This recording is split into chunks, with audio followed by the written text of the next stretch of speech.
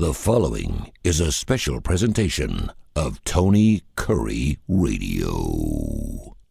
Keep your mission on your mind and your mind on your mission. This is Mission Minded with Michael Coleman. Keeping your mind on your mission on your mind. It's Mission Minded. We do it every Wednesday right here on Tony Kurre Radio Live. Go to Spotify, search Tony Kurre Radio. We have quite the platform there. Spotify actually reached out to us and said, man, we want your shows on our platform. We have 10 different shows up there, and Mission Minded's one of them. You go back and listen to all the previous episodes, and of course, we have little descriptions of each and every one of them so you know exactly what you're going to be listening for. He is Michael Coleman. He's an expert in the non-for-profit businesses and businesses as a whole. He's a super smart guy, and I feel smarter every week just talking to the guy. Michael, how you doing, brother? What's going on? I'm doing very well today. How are you, brother? We're doing fantastic. Of course, we've been getting into some emails because we had done about 6 or 7 episodes, and people are finding us now, so they have questions about things that I'm not too smart enough to ask, but they are. So we'll get into some of those email questions. Go to TonyKurreRadio.net, TonyKurreRadio.net. We just redid our website. You can get rock news on there. You can become a bonehead, and you can listen to also these mission-minded episodes right there on the front page. Click on Mission Minded, and you're good to go. Bill in East Aboga, this is a great question. I really didn't think about this. And he was talking about the Jimmie Hale Mission, or you can talk about any of your previous non-for-profit organizations. But whenever you take people in this particular case, maybe a homeless shelter, what kind of freedoms are given up? And what does a normal day look like for one of your clients from start to finish? From the minute they get out of bed, what do they have to do? Do they have free time? Can they listen to music? How does that work? Yeah, so, and it's really going to be different. There's really no right or wrong. Again, we joke that I can take a question and talk for 20 minutes about it, and it's because that there's just no simple answer to that question. I will tell you what we develop is what we think are best practices, and it's really a good question because it really goes to the core of how do you establish the rules. What rules do you enforce? What rules do you put out? How would you on your own be able to develop your own program and determine what the rules are? And so here's a core principle that I go by that really sets, whether I'm dealing with clients or whether I'm dealing with staff members, I have a guiding principle which says I always want to do what's in the best interest of the person I'm serving. Now, when I think about that, so when I would bring the homeless guys in, I would always tell them, listen, every rule that we have, I should be able to explain to you why this rule is in place and how it best serves you. It doesn't mean you're going to enjoy it. Doesn't mean you're going to like it. And I'll give you an example in just a second. But if I can't give you a rule, or if I can't tell you why this rule exists, then I'm going to do away with that rule. Because you have to understand, when people come off the streets, they don't trust, they don't like, they're dealing with all their baggage. They're very antagonistic, and they're not expecting somebody to really, truly care for them. They're expecting a bunch of rules. And those rules oftentimes we put into place just to control behavior. And so some of the rules are necessary, but some are sometimes you just stack rules upon rules, and if somebody disobeys a rule, oh, we got to put a rule in there to govern that behavior. Oh, we got to put a rule in to govern that behavior. Because it's easier just to mass punish. So when I came into the mission, here's some of the things that I found out. So, and mind you, we still at the time had people coming who were overnight guests and were not in a program. And so there was a rule that said you couldn't use the weights in the weight room for the first phase, which was the first 4 months of the program. And I said, wow, that seems like a really long time. And they were asking me, well, why is that rule in place? And so I asked the site director, why is that rule in place? Well, because the overnight guests don't take care of the equipment and they end up breaking the cable. And I'm like, okay, so you don't let anybody use it up to 4 months, even those who are in the program. You see, it didn't really make sense. It made it easier to manage that just by telling a large section of our population not to use, they can't use the weight room. But that was not what was in their best interest. What was in the best interest was to govern the behavior and those who were actually creating the defense. Now, I'll give you another example. We do not allow cell phone usage for the first 4 months of the program or until they graduate. And once they get in a continuum of care, they can use it. And they said, well, tell me why that's in my best interest. And I said, well, because when you come here to a men's shelter, almost everybody here comes here with a chaotic female relationship in their life. And that could be a girlfriend, it could be a wife, it could be a sibling, it could be a mother, it could be a daughter. We've seen all the above. And so what we're trying to do is get you in a calm, peaceful way so that we can treat you, so that we can deal with your trauma, so that we can help guide you down a new path. And it's not helpful when we're trying to do that when you have this chaos being uprooted around the clock. So, back up just a second. That's amazing. Sure. What percentage would you say of men that come through there have some type of chaotic relationship with a female in their life? Oh, I would say it's almost 100%. Really? It's not literally 100%, but I would say 9 out of 10. Because here's what happens. Let's say, and I'll give you two ones that I saw most often. One is a young adult would be put out of the home because they're using and their parents can't get them to stop using. But you have a mother who's still sliding the money. Yeah. A mother who's still, now the mother may be the antagonist as well, like fussing at them, but still gives them money. And it's because there's actually an unhealthy codependent relationship taking place. So lots of times I would encourage the mothers or the family members, listen, you need to go get counseling because you have an unhealthy codependence with a person who's in addiction. And it's just like, it just makes it worse because they really love that person, but they and oftentimes they're not even aware of that they're the caretaker, that they're all this, and that they've crossed these boundaries.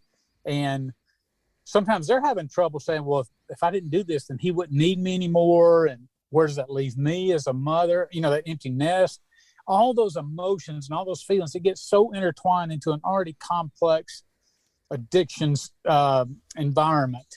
And so we see that a lot. So when somebody would come to the mission, the mother would want to call every day. The mother would want to, you know, because she couldn't let go and just let this person be in this environment. So we're like, no, you cannot contact them. You can come on visitation days and things like that. But we're doing that because he needs to get this even sober mother out of his ear, or sibling, or whoever it may be. More often than not, you'll see guys who go out and hit the streets because they've been kicked out of their house, because they're in addiction. They won't stop. The people who love them most separate from them. They end up on the street. Well, what do? They link up with other addicts on the street, and they'll get temporary residence. They'll couch surf. They'll use up all their friends. All that kind of stuff is very normal. But when, and lots of times they wouldn't come on their own, but they'd be in a court, and the court says, okay, we can put you in jail, or you can go to treatment with Jimmie Hale. And they would choose treatment with Jimmie Hale. But then we would cut them off from that other person in addiction. Why? Because that person's not speaking truth to them. That person doesn't have their best interest in heart. That person is wreaking havoc into their recovery. And so we do that to protect them and cut them off from all unhealthy relationships. Now, that's not to say that we bring them in there and they become a prisoner. Yeah. They still can use our phones to call doctors, can call attorneys, can even call family members, but it's monitored to make sure that they don't get into shouting matches, they're not cursing each other out. Because once we detect that, then we ban them from even using our phone to call that person. Because why? Because it's in the best interest of the person we're trying to help. We're trying to love them, and we have to put those safeguards up in order to do that. But I have seen it time and time and time again to where one person violates a rule, and the easy thing is, instead of just disciplining this one person, is to change the rule for a whole category. And that's lazy, and it's mass punishment, and it's not effective. It creates resentment in those who are following the rules. So I know this was a real long answer, as almost all mine are. No, it's good. But when you start out and you're looking at caring for someone, whether it's in a addiction recovery, whether you're providing services, whether you're running a business, I always think you never can go wrong as a leader by saying, what is in the best interest of my employee or client? You think about it from an employee standpoint. If my employee needs development, then it may cause me to have a tough conversation with them about maybe they aren't performing up to standard, or maybe, hey, I want to get them some training, or maybe, and those are difficult conversations. But if I truly care about that person and I want them to advance in life, I've got to help them through those difficult things. And so again, doing what's in the best interest of other people doesn't mean doing what they want you to do or doing what's easiest. As a matter of fact, it's usually, sometimes it's tough love, and sometimes it's very difficult to make those kind of decisions. But if you care about people, and you care about your clients, you care about your staff, you care about your environment, that needs to be a governing rule in your life. Michael Coleman from Mission Minded to just do it every single week right here on Tony Curry Radio. It's a great show. It runs on Wednesdays, and of course you can listen to it on Spotify. Search Tony Curry Radio with a K and pull up Mission Minded. You bring up a really interesting case, because I've seen it in AA. I've seen it in all different areas. You will have, and again, we're not harboring on women here because you also have a women's center too, so it goes the other way around too. But you're talking about a man who is on his last leg. The wife will make him, she'll kick him out of the house. You're going to Jimmie Hale Mission, or you're going to get help somewhere. And then she ends up being the one, and whether she's doing it on purpose or not, it's really not her intention, but she'll end up being the enabler that will put him right back in that situation the minute he gets out. And it's just so frustrating. And I think a lot of cases, it's a situation where he's the only person she's ever known. And that's what makes her feel comfortable. We hear about this in AA all the time. That's why there's so many divorces. When people start to clear up their lives and they become sober, the marriage doesn't work because they're not used to this new you. This new person that now wants to be in your children's life and wants to be there for every event and wants to not drink and wants to be a better person. And really, it's a situation where the wife or the husband, depending on the situation, looks in the mirror and says, is this a person, despite the fact they're now better and healthier, do I want to continue my life with this individual? Yeah, you see it. I mean, just like you said, it is so common because a relationship can just fall into this. This is my role. This is my spouse's role. And then when that person changes, overcoming their addiction, then lots of times it creates confusion. What's my role? Maybe I controlled him through that, and maybe I can't do that. Maybe that's frustrating. All those things go. That's exactly why Al-Anon and Alateen were formed. Yes. When I was growing up, my stepfather was a Vietnam vet, had been wounded, had 2 Purple Hearts from Vietnam. And so we didn't really know much about PTSD back in the late 70s and early 80s. So he ended up just drinking the business away and everything else because of his alcoholism. And my mother would try all sorts of things that you would think would be that she thought was a good idea. So one time, we would come home several times and he was passed out drunk. And so she thought one time, you know what, I'm going to show him what it feels like. I'm going to try to scare him sober, but I'm going to drink too much and act like I pass out and scare him. And then maybe that'll scare him straight. But those are the kind of things your mind, because you start getting desperate. You're like, I've taught with him. I've tried everything. Nothing's working here. I'm going to try this. And Al-Anon and organizations that support the person associated with the one who's in addiction helps them understand why that's not effective and how to properly support without creating this codependent relationship, or in other words, provide healthy care and understand the addiction, understand what to do and what not to do and why that's important. And so she brought me to some Alateen meetings as well. To help me understand from a child's perspective. And so that's exactly why those were formed. And one of the things we wanted to do, and we haven't quite gotten there yet, is we want to be able to provide that service for people in our addiction recovery, is to bring the families in to learn about the process, because there is so much people who love our addicts. And when they go back, they struggle to stay sober because the environment, even though they're back with the people who love them, they do not know how to create a healthy environment for the addict. And so they're doing a lot of things in the past because they've not healed as the addict has healed. And it complicates things greatly. So there's always a role and a place for that kind of support. What's amazing, Michael, too, is how many women and men who will find out that they just can't live with this individual, not they're clean anymore, and how often they end up remarrying another alcoholic. Which is just, I've seen it happen a million times. It's because you know the old adage about the girl wanting to do the bad boy, find the bad boy, and marry the bad boy, because there's something innate about women. They are more of a nurturing soul. They have that built in their DNA. It's a very special quality that men can be nurturing as well, but it's just typically you find that in women. And so lots of times, though, that essence, if you will, bleeds over into wanting to care for the child who's an addict or the husband who's an addict. And so their identity gets wrapped around with, yes, I run the household. Yes, I run this. This is my value. This is my role. And it gets real confused when the dynamic change, and they don't know how to adjust to that. Yep. He's Michael Coleman. This is Mission Minded. You hear the show live every single week here on Tony Curry Radio on Spotify, at Tony Curry Radio on Spotify and TonyCurryRadio.net. You can also listen to those episodes through our brand new website that we just redid. We're doing some mail here, and keep those emails coming. They're great. Go to TonyCurryRadio.net, become a bonehead, and just email us. Lisa has got a very interesting question here. This is a great question. She's up in Cleveland, Ohio. She has a special needs son who has 3 or 4 special needs friends they go to school with, and she invites the boys over to her house on weekends. She has a farm.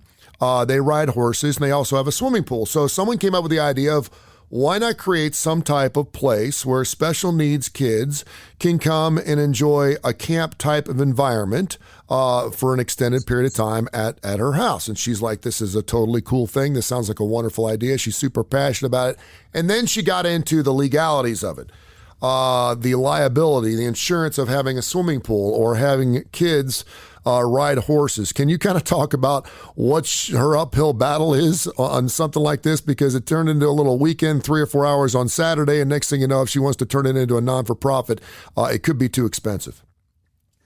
Part of this is the society we live in. We live in a very litigious society, and it wasn't like that always, to where you could, parents would take responsibility for their own kids and their kids' own well-being, and it's just not like that anymore. Always, there's some real challenges when you get into the nonprofit world.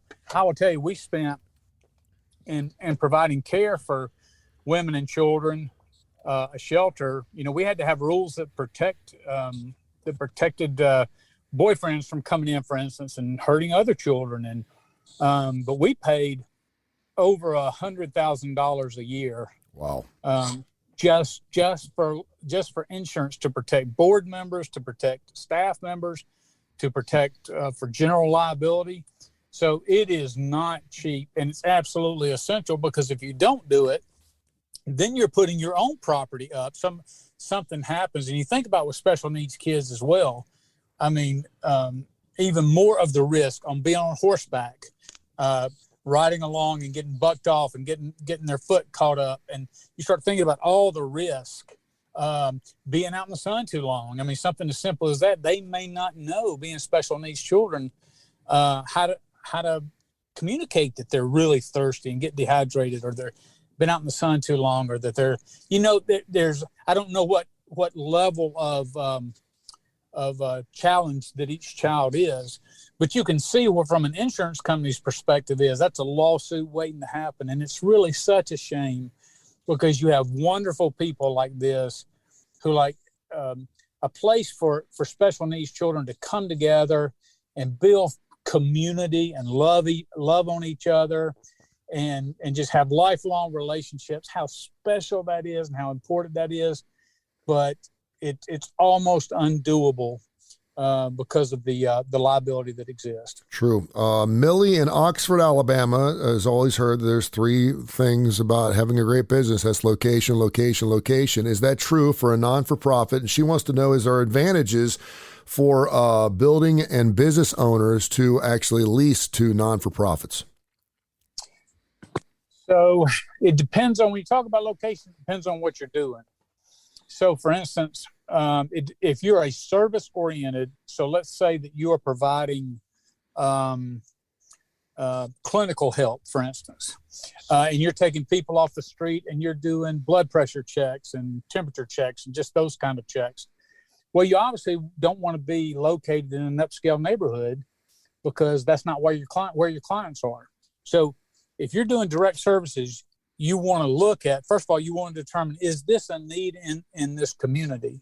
And if it's not an overarching need, and that requires some needs assessment being done in your community, but once you do that needs assessment and you determine, yes, it is a need, then you figure out where's the largest population of which you can serve. Because when you're dealing with poverty class, you right away, they don't have cars as a rule, or easy access to transportation. Let me put it that way. So you want to put within walking distance, if at all possible, of certain neighborhoods or certain areas of town, so that you can provide the most service with the least bit of cost to those that you're trying to help. Sometimes that's not always possible. And so, sometimes we were offered a special place that was downtown that really wasn't super convenient in Montgomery when I was doing it in Montgomery, but they didn't charge me any rent. So that was a no-brainer. I'm going to do it here. Yeah. And then we tried to find ways around the transportation issues. So lots of times you just have to look at what's on the ground and make the best determination what's a good fit.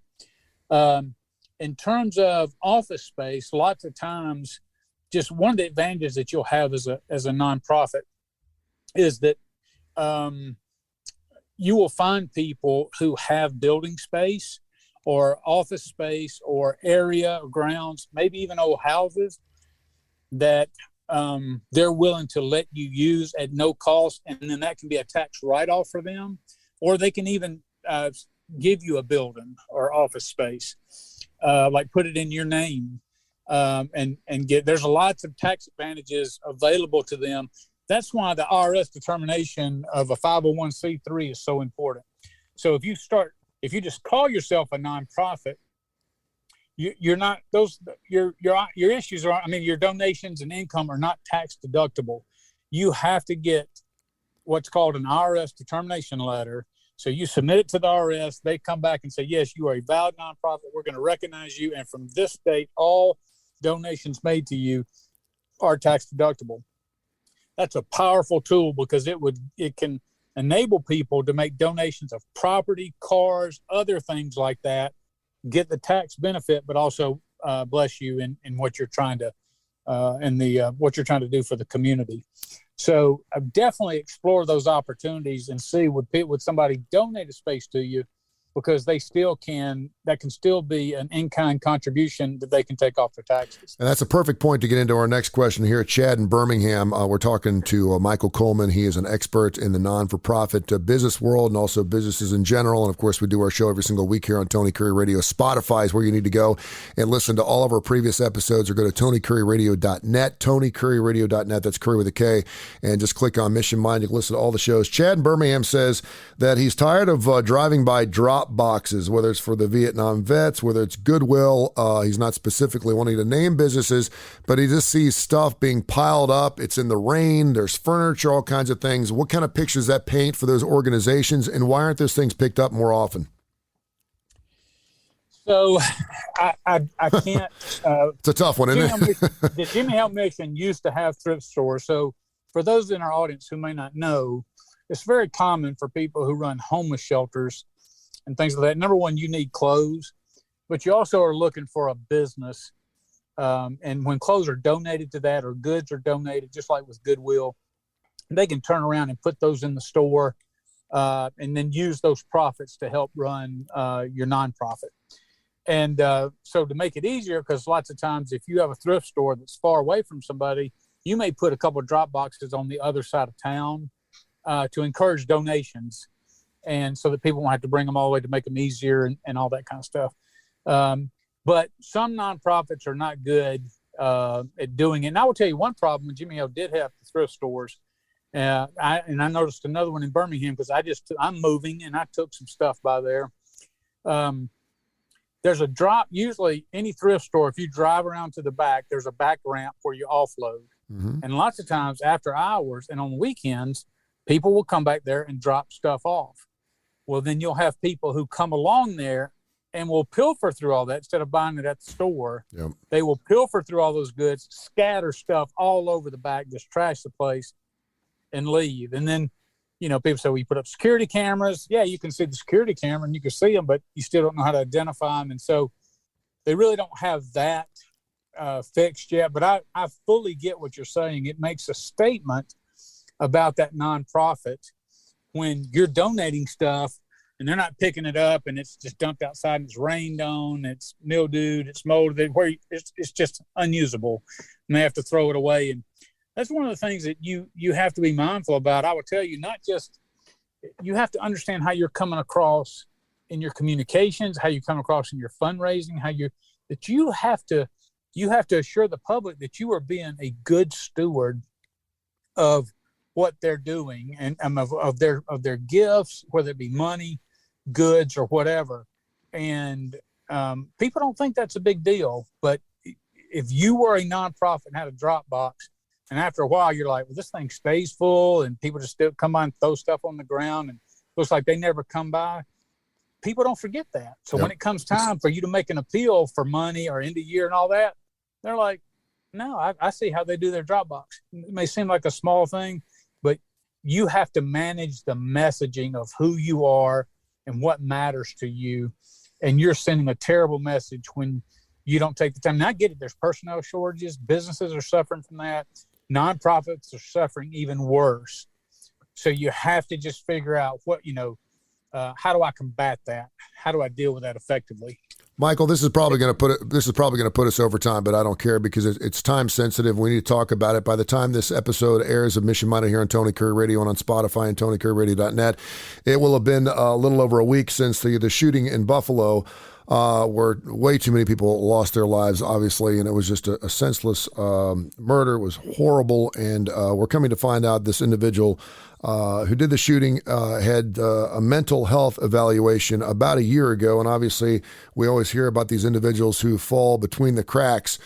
First of all, your thoughts on when you hear about this. It seems like so many of these shootings have something to do with an individual who's got some mental health deficiencies, but you being in non-for-profits and obviously working with Jimmie Hale Mission and homeless shelters throughout your life, how do you decipher mental health efficiency? Do you have therapists? Do you have doctors on board that look at these individuals before you even get them into your organization? How's that work? Yeah, so when we bring somebody in, and you got to remember we're dealing primarily with street people, and I would just tell you, you could say anybody out there has mental health issues. Mental health could just be, hey, I'm feeling down today, or I'm not on top of my game. And everybody knows what it's like to be sad, discouraging. Maybe you're having trouble pulling out of it. But I just make a real distinction between that and mental illness. When you're talking about mental illness, you're talking about clinical depression, you're talking about schizophrenia, you're talking about bipolar, although I think personally, and I may take some heat for saying this, I think bipolar is overdiagnosed. Let me tell you why I think that. I have dealt with this population. I had a young, this is just one example of many I could share with you. She came in, she was 18 years old. This was years ago. And she said, I've been diagnosed as bipolar. And so I need you to help me get my disability. And I said, so come to find out is she went to a mental health office. She went in, you got a 30-minute appointment to see a doctor. She went in, she self-diagnosed. Hey, I get rage, I get this, and then I have times where I'm sad and depressed. And so they can't risk sending you out without something. He's going to give her something. In order to give her something, he's got to put her diagnosis. So he puts the diagnosis of, sounds like you may be bipolar. Let's try this medication. But oftentimes what doctors don't understand is now that person's stigmatized in their mind. I'm not saying the doctor did that person wrong. What I'm saying is that person goes out, and you get from a poverty class that doesn't have any education, and they think, well, I'm disabled. I'm mentally ill. And instead of thinking through, how do I manage this effectively where I can still go to school, I can still have a career? No, they go right to, well, I'm broken. And now I just, all I can do is just get on disability. And so what I told her was, I said, we'll go through our program. We'll be mindful that you're on this medication and that you're having these issues. Truth is, she wasn't even taking her medication. But the reality was, the reason she was so chaotic is she lived in the chaos of poverty. She had volatility in her relationships at home, inside the home and outside the home. So what do you expect an 18-year-old girl who dropped out of high school and is surviving on the streets? You expect her to not be in control of her emotions. And so I'm not a doctor, and I don't step into that realm because I'm not qualified to do that. But what I have seen is that you take somebody who may have that diagnosis and you teach them coping skills, and you teach them the proper care, and you teach them how to make healthier decisions, and you help them pursue mental health and spiritual health and social health and vocational health, and you can stabilize their life. What you find is they really don't need to be on medication. What you're seeing is how a life of chaos and poverty manifests itself into some wild emotional ups and downs. And so when somebody said, when we would do that assessment when they come in, we would ask them, have you ever been diagnosed with something? If they said schizophrenia, we would say, make sure they had their medication. Are you willing to take your medication? If they were, we would take them into the program. Because the reality is, if somebody is schizophrenic and they can take their medication, they can still go to work. They can still function in society. Is it harder? Of course. Same thing with bipolar, same thing with depression. So we wouldn't turn somebody away unless, this is when it became problematic. If they said, I did not have any, was not diagnosed, but as the program went on throughout the program, then our counselors were trained to notice certain characteristics.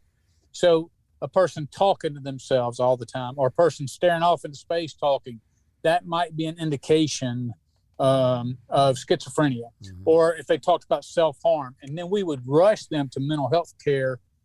But lots of times we could take them into our program because our program was all encompassing. It was very relational. We knew them, and we just felt like we could be there with them all the time to help them and nurture them through some of those hardships. The reality is, though, there's a lot of programs that can't do that. They don't have the resources to do it, and nor do they even have the intent to do it. And so you get somebody who is emotionally unstable enter into a program, it might not be effective, or they might not be something they can navigate on their own with their own current health. And the reality is there's not enough mental health sources, especially in the state of Alabama. No, there's not. We have not put enough out there to help the average working person, much less all the people on the street who need it. And so, in fairness to our local clinics, our health clinics and our mental health clinics, they're overwhelmed. I mean, the service isn't that great, but in part because they're doing the best they can. They aren't built for success because they don't have the funding. They just don't have all the resources, the space to execute a system that could really benefit our people. Michael, you hit on two things. First of all, the first thing you said was, I think we all have some mental deficiencies these days, and I really believe that. And the second thing is, there isn't. It is so overwhelmed, and I really believe this, and I'm a glass half full guy, but I really believe that we're going to see the aspects of being locked down for the last 2 years through this pandemic, and I think it's going to wreak its ugly head here in the next couple of years, not only from an addictive standpoint, but certainly from a mental one, and certainly for a lot of our young folks. I don't think we have even remotely scratch the surface to what's going to happen to our young folks and what they've got to go through this pandemic. So we want to leave it on a good note, though. Continue to send those emails to us, TonyCurryRadio.net, to become a bonehead and send your emails. And, of course, listen to the show on Spotify, Mission Minded with Michael Coleman, and, of course, anytime on Tony Curry Radio as well. Michael, I love you, man. We'll catch up with you next week, okay? Enjoyed it so much. Can't wait till next week. Thank you, brother. This has been a special presentation of Tony Curry Radio.